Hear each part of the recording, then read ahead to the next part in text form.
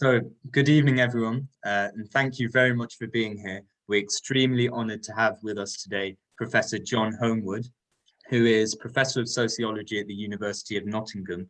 He was formerly the President of the British Sociological Association and a member of the Institute for Advanced Study at Princeton in the US. His most recent book, co-authored with Gurinder Bambra, is Colonialism and Modern Social Theory. And in 2018, he co-wrote what we might say is the definitive analysis of the notorious Trojan Horse affair with Theresa O'Toole. It's called Countering Extremism in British Schools, The Truth About the Birmingham Trojan Horse Affair, and it's an excellent read. I highly recommend it to everyone.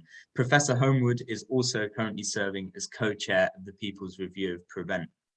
So I'm going to be asking Professor Holmwood questions related to the themes laid out in Countering Extremism in British Schools for around 45 minutes, after which we'll open the floor up to audience questions. And when that happens, you can either ask your question directly by raising your hand, and you can do that by clicking on participants and then the hand icon next to your name, and I'll come to you. Or alternatively, you can submit your question as a message in the chat.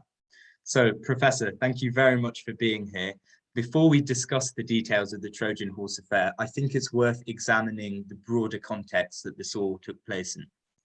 You begin the introduction to your book by saying this is a book about multicultural Britain and its discontents. Now, multiculturalism, as it's traditionally been understood, is about the harmonious coexistence of different cultures in an increasingly diverse Britain. But famously, in 2011, the then Prime Minister David Cameron described it as a strategy which has encouraged different cultures to live separate lives apart from each other and apart from the mainstream. And he said that multiculturalism has failed. And over the past decade, this has been a view shared by all the prime ministers that we've had, and it's commonly echoed in much of the mainstream media as well. So there's a popular idea now that multiculturalism is essentially leading us to a segregated Britain. So you're a sociologist and you've done lots of work looking at the data. I wonder if you could tell us your take on David Cameron's view. Has multiculturalism in Britain failed? Well, I don't think it has failed. I mean, insofar as relationships between ethnic and minority religious groups have become more problematic. That's a consequence of government policy, not a consequence of the principles of multiculturalism. In fact, I don't think we should really think of multiculturalism as being about harmony. I like to think of multiculturalism as noisy, that it is about the exchange of views and difference. There's not a lot of point in extolling difference if difference doesn't have some kind of content and is not an opportunity from learning from others. So I think in that sense, multiculturalism is part of a vibrant democracy, reflecting the different histories and commitments that different citizens bring. Obviously, one has a frame that occurs within a framework, and that framework are the rules and procedures for living together with difference.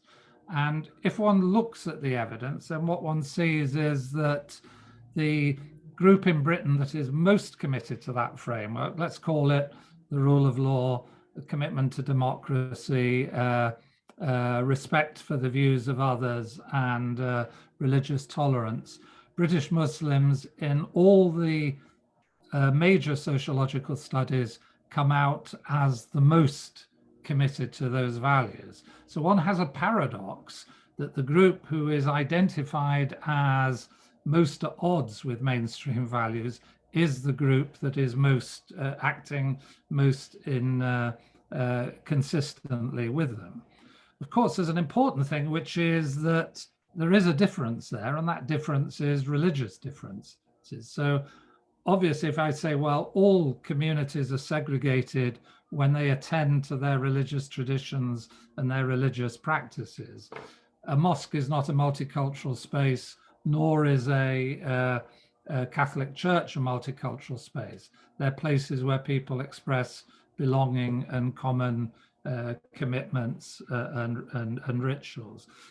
But nor is there ever any evidence that the values of minorities are what give rise to segregation. In fact, the most segregated group in British society is the British upper class. It lives separately from other people. It goes to schools which are separate from others. And in fact, those schools are frequently gender segregated schools.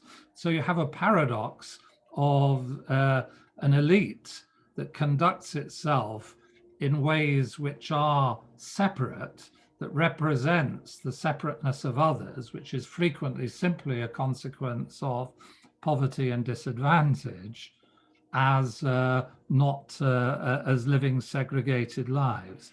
So the one feature of Britain's different ethnic and religious groups is that they live a multicultural and non-segregated life together with other minorities. It's the white majority that lives separately, and in that separateness fears others. So the sadness of Cameron's speech was that it was false. It was designed in a sense to outmaneuver UKIP on the right of the Conservative Party, and it began to inaugurate an authoritarian approach to ethnic minorities in Britain. Thank you very much. That's really interesting. And of course, this attack on multiculturalism is really significant. It has been over the past decade, because David Cameron followed up his remarks saying that multiculturalism has failed by calling for what he called a muscular liberalism, basically arguing that liberalism in the past had been too tolerant of intolerance. And the promotion of this so-called muscular liberalism has been pushed, especially in the last few years, alongside the prevent agenda as a kind of corrective to the perceived failures of multiculturalism. So what has this muscular liberalism actually meant for Britain, and how does it relate to the prevent policy? Well, I do think it is an authoritarian policy. The interesting thing about it is that it's in breach of some of the principles of liberalism. So one can say one is going to be intolerant of intolerance, but it very quickly becomes intolerance to the expression of difference, and particularly where that difference is religious difference. And you also notice that it has an element of nativism about it, that is a nationalist edge to it.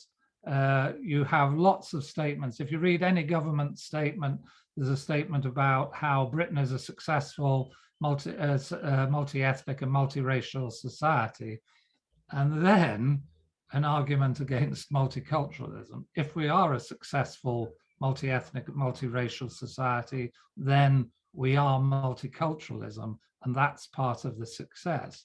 But notice too, round about the same time, David Cameron also started to challenge the role of the Human Rights Act within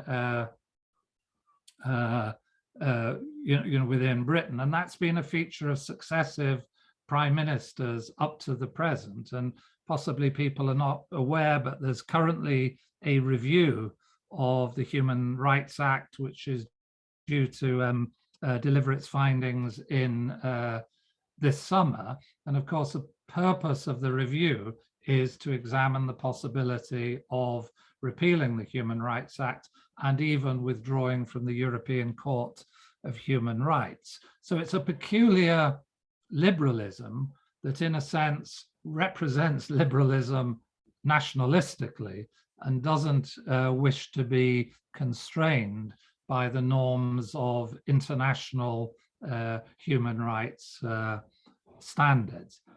And at the same time, and in contradiction of that, it argues strongly that British Muslims in particular are hostile to equalities expressed within the Equality Act 2010. And that's why you particularly get moral panics around gender segregation, which was one of the features of the Trojan Horse affair, but also around LGBT issues as well. So you have a form of femo-nationalism and homo-nationalism brought under the idea of liberalism and a nationalistic and authoritarian interpretation of liberalism.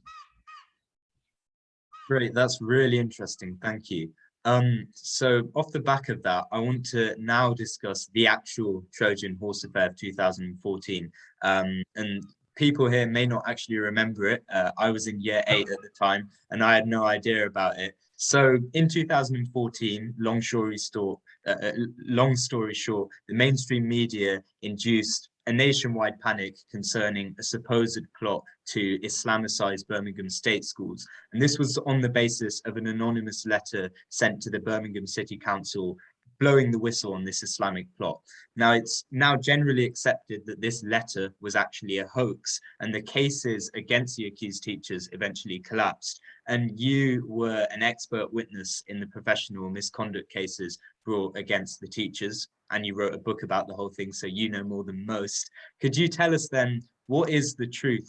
Was there, in your view, any plot to Islamicize schools in Birmingham? And was there actually any wrongdoing on the part of the accused teachers?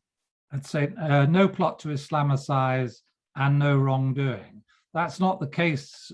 That's not to say that there were not some issues within schools in Birmingham, but the background feature to recognize about Birmingham schools is that they'd had a very successful schools improvement program in Birmingham. And so although Birmingham had a lot of disadvantage, a lot of adult unemployment and so on, and in fact, on a number of measures was outperformed, it was below average for England as a whole, and was performing worse than comparable cities like Newcastle, Liverpool, Sheffield, Leeds, and so on.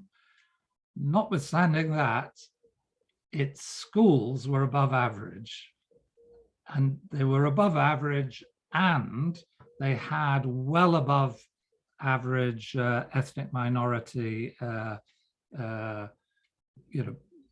pupils within the school. So 66% of Birmingham school pupils were from Black and ethnic minority backgrounds, compared to around 29% nationally. Now, when I say those figures, what's kind of interesting about it as well is that if you asked for the proportion of BME in the population nationally, it would be much lower than that. And so what you have to recognize is that ethnic minority population in Britain tends to be younger than the population as a whole, have more children of school age than the population as a whole. So our schools are more, have a higher degree of ethnic difference than the population as a whole. And this, of course, is a potent situation for what sociologists call a moral panic, of concern about the nature and particularly of difference, but especially religious difference. So one of the largest communities of Muslims in Britain is in Birmingham as well. But what I'm describing when I say the schools are successful, despite the characteristics I have described, what I'm describing is successful multiculturalism. That is, the program applied to schools in Birmingham is producing success in terms of educational achievement. And one could regard that educational achievement is a source of integration. And just some of you might recall that the Education Select Committee has recently talked about underperformance by white working class boys, and has cast that as an issue of a problem of integration and something that must be urgently addressed. Imagine now, a comparison to that is you've got a description by the same criteria of the success of ethnic minorities in Birmingham. So the question is, why was that not celebrated rather than seen as a problem? But also, you know, if you've had a successful program of schools improvement, you are doing quite a lot of engagement and activity and challenge of schools in order to produce that success. And it's taking place as well within the context of the government, Conservative government, seeking to expand the academy schools program. So a lot of change is taking place. Now, one of the things that, you know, why I became very interested in the case and right from the start thought there was something wrong with all the reports was nobody asked the question, how do you take over a school? So how do you take over the school in order to Islamicize? The only school that can take over another school, and indeed the mechanism of taking over schools, is that a successful school is asked to take over a failing school as part of the academy's program. If a school fails its Ofsted inspection, then it becomes a candidate for being turned into an academy. And to become an academy, it has to be sponsored by another school. And that school is then asked to put its practices, its successful practices, into place in that school. So immediately you can see, and the narrative of the Trojan Horse was, well, what's happened is that successful teachers have been challenged and undermined by Muslim parents. Well, the truth of the matter is that the only school that could take over another school is a successful one. It could only do it with the involvement of the local council and the Department for Education. And therefore, at the heart of the Trojan Horse affair, insofar as it involved one school taking over other schools and introducing its practices, it was done and signed off by Michael Gover's Department for Education as part of a policy. So the question to ask is, why did none of the reports identify the incredible success of the school that was at the center of the Trojan Horse affair? A failing school in 1996 in the top 14% of all schools in the country by 2012, commended in all Ofsted reports, and then suddenly accused of taking over other schools. It did take over other schools because of its success. Right, so what we can see here is a massive difference in the actual story and the way it's been generally presented, or at least the way it was presented at the time in the media. It seems to me that this is a feature of state schools in Britain having sort of a lot of leeway, especially with regards to their religious ethos. So you talk in the book about the fact that all schools are expected to have collective worship every day. And if their makeup, their demographic is non-Christian, largely, they're allowed to sort of substitute that Christian worship for another type of worship. So it seems that that's all fallen victim to a very different political situation that was emerging at the time, that suddenly saw all this traditional permissiveness as unacceptable. And obviously the Trojan Horse affair has had a massive impact on the schools involved, on the teachers and the students. But in your book, you show that it's also had a much broader effect nationally. So could you tell us a bit about that? What's been the long-term legacy of the Trojan Horse affair for both Prevent and more broadly for the state of multiculturalism here in Britain? Well, can I just pause and say that I don't think it was permissive beforehand. It's become permissive. So when a school so all schools are required to have religious education and collective worship. That still remains the case. And so that's part of it. There's no such thing as a secular school in Britain. There are faith schools, but they're allowed to have different policies around recruitment of staff and recruitment of pupils. A regular school is not a secular school. It is a school that is still required to have a religious ethos. The fact that many of them don't is in breach of the law. But what became permissive is that when schools were part of local authorities, they had to have a locally agreed religious education curriculum. And that curriculum would be agreed with representatives of different religious groups under the auspices of the Anglican Church, local politicians and teachers. So there would be a curriculum conference to decide a curriculum suited to the local area. When a school becomes an academy, it no longer has to teach that curriculum, and it can adopt its own curriculum. So what happened so right at the heart of the Birmingham Trojan Horse affair is a school that in 2012 becomes an academy and therefore can act differently. The presumption is because it can act differently, it did act differently. It carried on teaching the locally agreed curriculum. It carried on doing the assemblies and collective worship that it had been doing since the late 1990s. But in the moral panic in the media, the assumption was something had changed after 2012. Of course, once a school has become an academy and part of an academy trust, it becomes relatively vulnerable. There is nobody who stands between it and the Department for Education.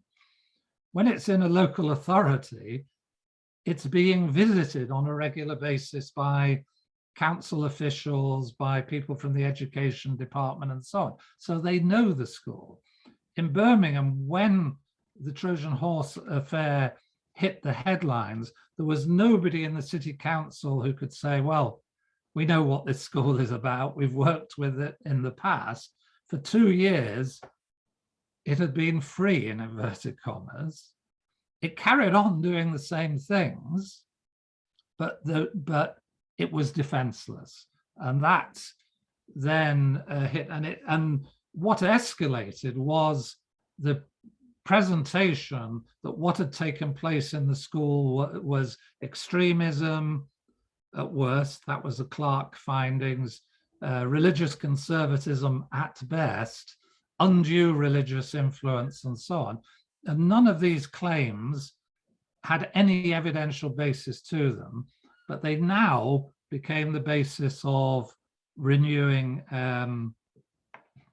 policy. So a new prevent strategy was introduced to counter extremism, not violent extremism, but non-violent extremism. Non-violent extremism was identified in terms of hostility to British values.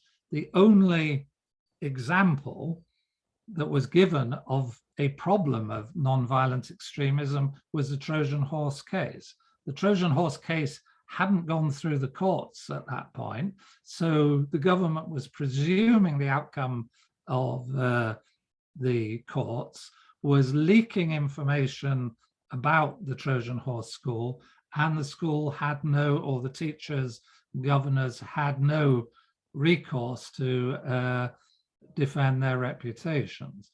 And at the same time, for schools, a duty on schools to promote British values was introduced. The values were pretty straightforward. They were the same as what schools have been teaching for the last decade or so, standard for what would have been taught within citizenship classes. What was pernicious was to call the values British, to assume that some people, by virtue of their the particular kind of membership in the British political community, were naturally aligned with those values, and others were outside them and had to have Britishness taught to them. One of the pupils in the school, which, you know, it features in her testimony features in the play The Trojan Horse, which Lung Theatre Company developed out of the transcripts, says, you know, a Muslim pupil, Farah, says, "What about me is not British? I was born in Alum Rock. I've lived in Alum Rock all my life. What about me is not British? British values are Islamic values. I don't need to be taught these values as if they're something foreign to me." But what was constructed was somehow that Muslim children had to be protected from the values of their parents, whether those were cultural or religious, because those values were seen as at odds with life in modern Britain, rather than being part of what multicultural life in modern Britain was about. So Prevent suddenly introduced a whole set of ramifications of suspicion of the community, suspicion of parents when they raised their school, also an easy way of disrespecting fellow citizens by representing them as suspicious, and enrolling all people involved in schools, in National Health Service, in youth services as officers, in inverted commas, within a Prevent reporting system. So every academic is supposed to be familiar with their Prevent duty to report students if they have any concerns. And they're encouraged to err on the side of caution. That is, if I would be risk averse, I would be risk averse to, you know, in the sense of, well, I'd better report rather than not. It's called safeguarding, but I'm not thinking of the welfare of the student when I report. I'm thinking of the consequence if something might be, you know, might lead back to me. And in that context, you get multiple referrals, at least to the first part of the Prevent process, and that generates an incredible atmosphere for pupils in schools, for students in universities, and even in ordinary processes of accessing welfare services. I'll just give one last example. The Observer journalist Nick Cohen wrote about how religious bigotry was leading people, ethnic minorities, not to take up COVID vaccines and so on. So there was a sort of discourse about reluctance amongst ethnic minorities, reluctance amongst British Muslims. He illustrated his argument with Alum Rock. Alum Rock is the part of Birmingham that's at the heart of the Trojan Horse affair, subject to maximum surveillance by government and authorities. And that's not judged to be part of the explanation of suspicion around vaccines and around health services and so on, because Prevent for British Muslims has embedded itself into all their relationships with public bodies. Thank you very much for that very detailed explanation. One of the criticisms that you've made of the liberal left is their tendency often to neglect the importance of religious freedom. And it seems to me that defending multiculturalism necessarily means defending religious liberty for minorities. But we're in this interesting situation where the country in general is becoming more secular. And so religious difference, where it exists, is all the more conspicuous because of that.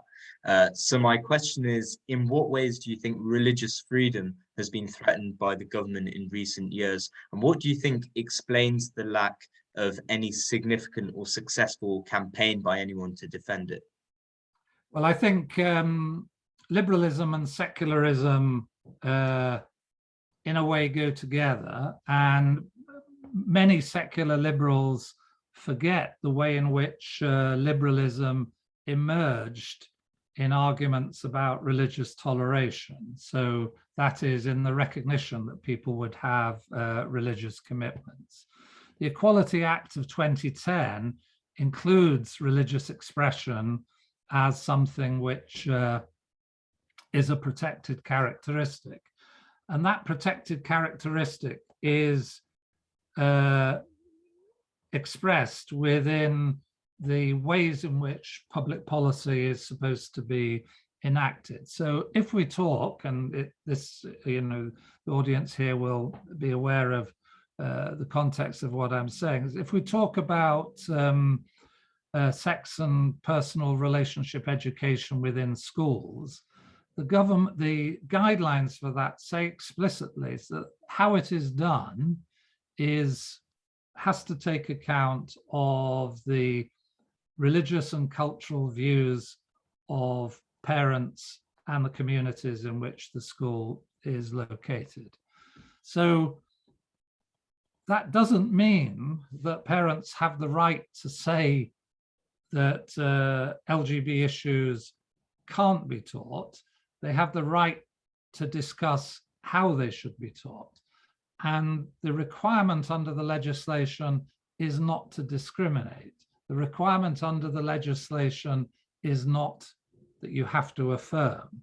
So one of the problems is that the Equality Act, which has a number of protected characteristics, has come to be, people are unwilling to discuss what it means for different rights to come into conflict with each other. And therefore, the solution to that conflict should be discussion. Instead, what they wish is the solution to that conflict to be suppression. So I'll give an example. If people know of the Batley case of the use of the Danish Charlie Hebdo cartoon being used in a classroom with primarily Muslim students to illustrate free speech in the context of blasphemy. There's absolutely no need for free speech blasphemy to be illustrated in that way. And there is no part of free speech in the context of a school, teacher standards set it out, that allows you to, in a sense, do something deliberately offensive to students or pupils in the context of your free speech. The purpose of teaching is to elicit dialogue and discussion among pupils. And yet, overwhelmingly, the media represented this as religious conservatives against the right of free speech.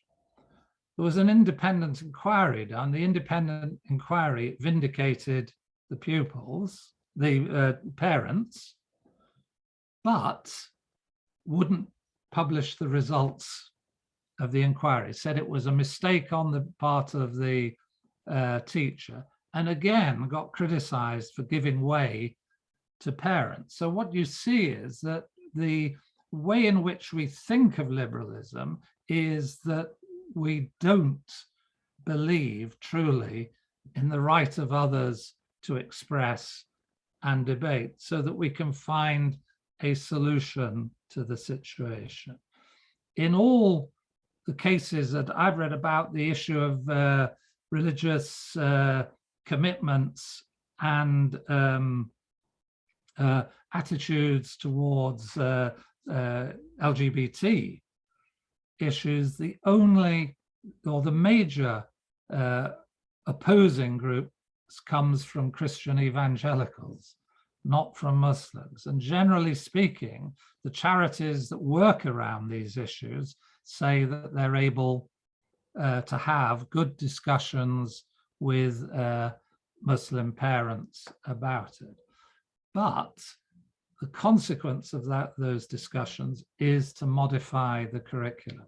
And what you're getting now is the argument that parents should have no rights in relation to the curriculum, and that teachers should be able to teach what they wish under their professional authority. And that's not how liberalism has conventionally understood the relation between religion, rights, the rights of parents in relation to the education of their children, and so on. And so we're at a real crisis point of intolerance, and that's one of the aspects of David Cameron's we should no longer be tolerant towards intolerance. In fact, what he's being intolerant towards is is difference. So realistically, do you think we're likely to continue to slide down this path towards a more coercive liberalism, towards more attacks on religious freedom and multiculturalism? Is that something that we should be concerned about and ready for?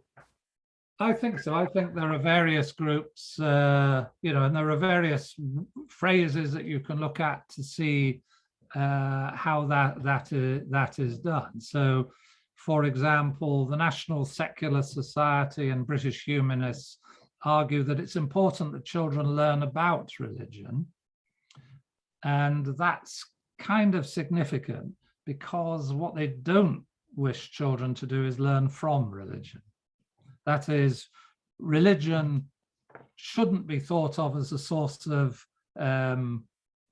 traditions, ways of thinking about things that could be valuable contribution to public life. That's the strong secular view. And yet, for parents, for people with religious commitments, and I'm not somebody with religious commitments, in fact, what Trojan Horse showed me was the limits of my own secular thinking and my need to, in a sense, become bilingual between secular liberal thought and religious thought. All religious people are bilingual between their religious commitments and their understanding of the nature of liberal thought and its commitments. Very few liberals are bilingual with religion, and therefore misrepresent religion, and in misrepresenting religion seek to suppress it. And I think that one of the really dangerous things that we're getting now is the argument that children need to be protected from the beliefs of their parents. And in some of the humanist presentation, they think that there shouldn't be rights of religious expression because children need to be protected from the religious beliefs of their parents. And if you go and look at the Chief Inspector for Schools, Amanda Spielman, some of the speeches she's made, she says that directly, that the cultural values and the religious commitments of parents are at odds with their children being able to fit in with modern Britain. And I think it's, just try to get across to you all what is really so problematic about it is that, I'm a father, I'm liberal, I'm secular, I'm a sociologist. My daughters go to school and I go to school with them, in a sense. The school is a space I'm comfortable with. The school is a space that they're comfortable with. But what we're saying to Muslim parents and Muslim children is that they should leave part of themselves at the school gate, that they shouldn't enter the school gate with their whole self, with an affirmation of their cultural and religious heritages. And that's the truly shocking thing about the Trojan Horse affair and the wider attitudes towards religion. There's a fundamental disrespect to some children's selves, whilst an over respect of others. And as I've suggested, there's nothing more monocultural than a white middle-class British liberal. I speak as one who found himself to be that, and I like to think that one of the really positive things about being involved in the Trojan Horse affair was what I could learn from the parents and the children in a poor community in Birmingham, and that they had something real to offer, because what they offered was a model of successful integration and successful achievement. One of the top 14% schools in the country, top 14% of schools in the country, is a tribute to teachers, but it's also a tribute to the parents who engaged fully with the school.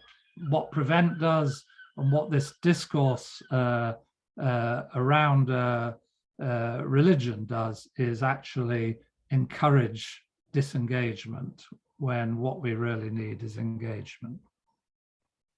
Thank you very much for that. So we're going to shortly move on to audience questions. So if anyone has a question and you want to ask your question directly, then raise your hand. And again, you can do that by clicking on participants and then the hand icon next to your name. Or you can submit your question as a message in the chat and I'll read it out. So while we're waiting for questions, one last question from me, Professor. The government is conducting an independent review of Prevent, led by William Shawcross. Earlier this year, hundreds of Islamic organizations and human rights groups joined together to boycott the review, and you're co-chairing the People's Review of Prevent, which has been set up as an alternative to the government's review. So firstly, if you could just outline what you think the government's play is with this review, and what's the reason for your People's Review, and what do you hope it leads to?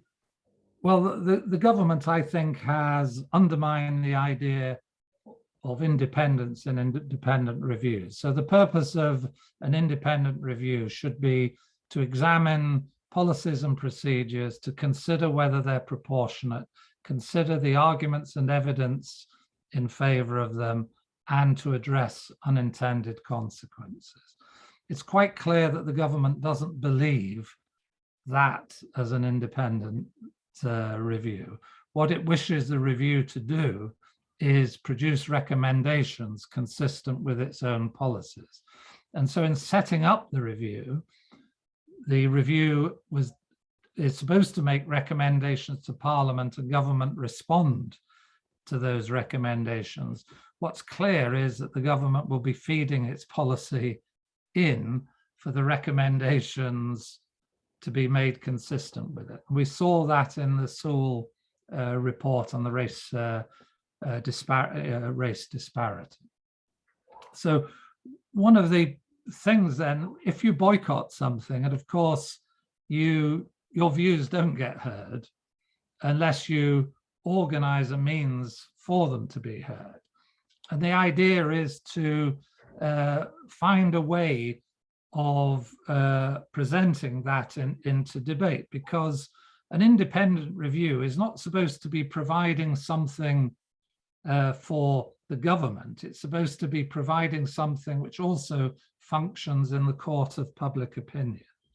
So it might look as if what we're doing is partisan, but I'll put it the other way around, that what the government is doing is partisan.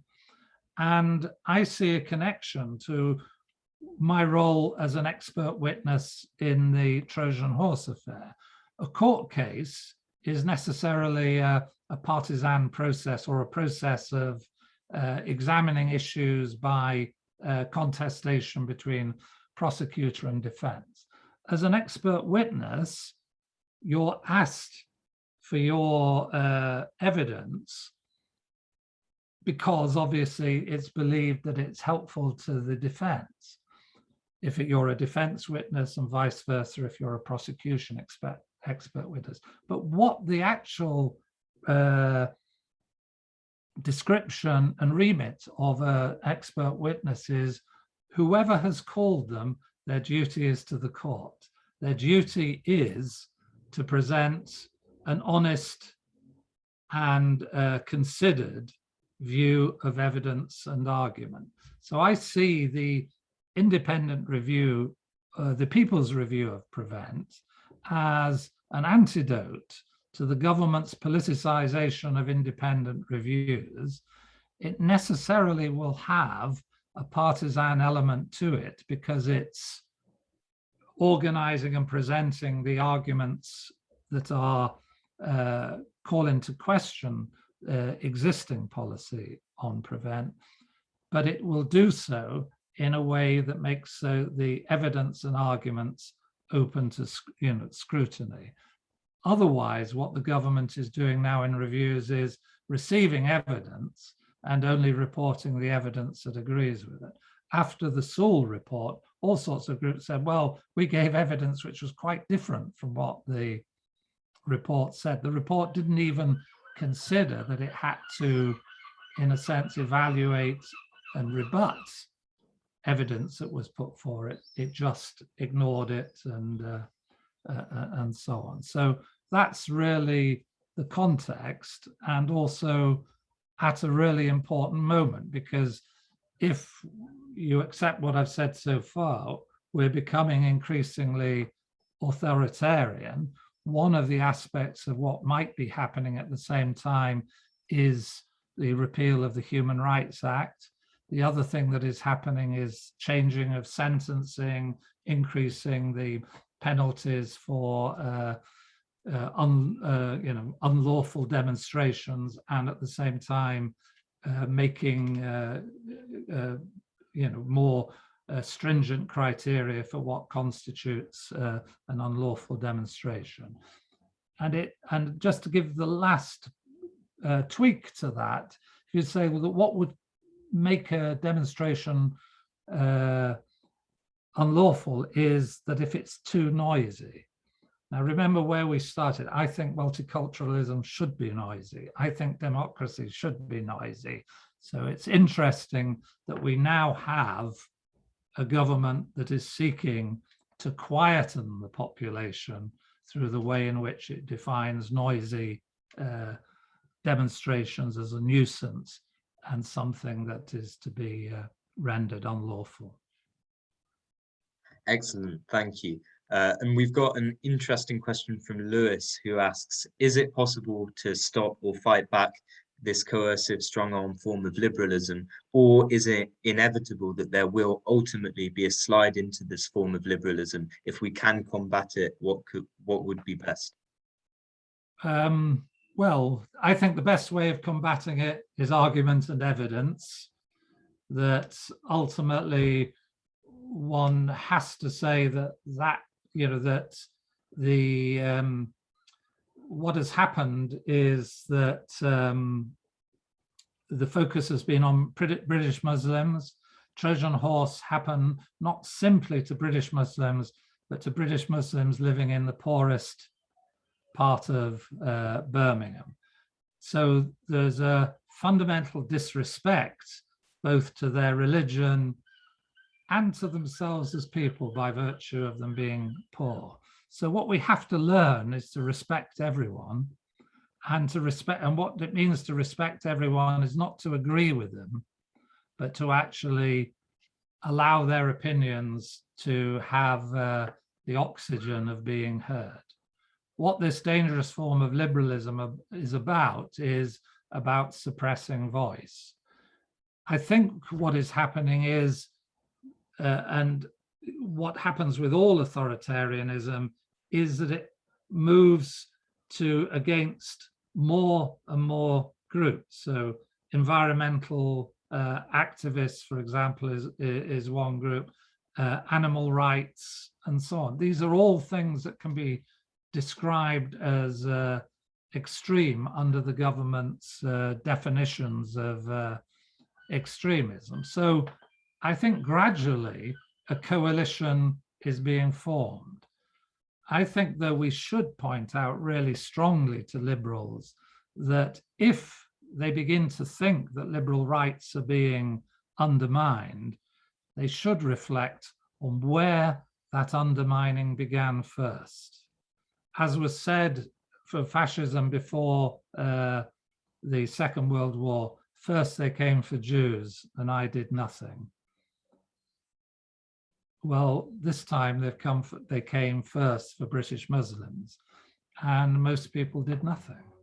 And so we have to learn not to do nothing, not to say, not to beat ourselves up about it, but to, in a sense, start to put ourselves on the line for others, for their rights, because unless you defend somebody else's rights, you can't defend your own. Thank you very much. We've got one last question. This is from Amina. She asks, I found it interesting that such successful multiculturalism was found in Birmingham schools. Do you think examples such as this are the last remnants of successful multiculturalism in Britain as it is washed out by coercive liberalism? Or is this an example of the potential multiculturalism does in fact have for success in Britain? Well, it does have potential for success, and it is having success. So one of the paradoxes of the situation is that ethnic minorities in Britain are generally significantly poorer than the white majority population, and they are also tend to be poorer than disadvantaged people within the white population. But actually, ethnic minorities from Pakistan, with Pakistani heritage, African heritage, Bangladeshi heritage, are doing very well in schools. They are performing at the average for the British population as a whole. So I think one of the things that's been going on, and I don't I don't recommend it, but I'm very pleased about it, is that some communities have just been getting on with getting on, of, in a sense, protecting and developing the community as best they can. You saw it in responses to COVID and so on. So I think that there is still a lot of multicultural success. That multicultural success is resented, and that resentment can be traced back to the Parekh report, which generated the same hostility, same concern about wokeness that you're getting at the moment. Things have not got better because the government is more enlightened. Things have got better because ethnic minorities are pushing for an improvement, for justice, and for equal participation. And we all need to join that push. So I'm not pessimistic, but what I think is that it only happens because people organize. I think there's evidence of organizing, and what we need to do is extend the participation in that organizing and call out liberal authoritarianism for what it is. I think that's the perfect note on which to end. Professor Holmwood, it's been an absolute honor. Thank you so much for giving us your time. And I'd really recommend that everyone buy the book Countering Extremism in British Schools, and there's a question mark at the end of that, very important. It's a really wonderful read, very detailed and incisive, but also very easy to read as well. Professor Holmwood, thank you, and thank you everyone for coming. Well, thank you for coming. It's been a pleasure to join you, and I hope this kind of conversation will continue, including with people here and myself. So by all means, contact me if there's any other things that you wish to engage with. So thank you. Thank you Bye. very much. Bye.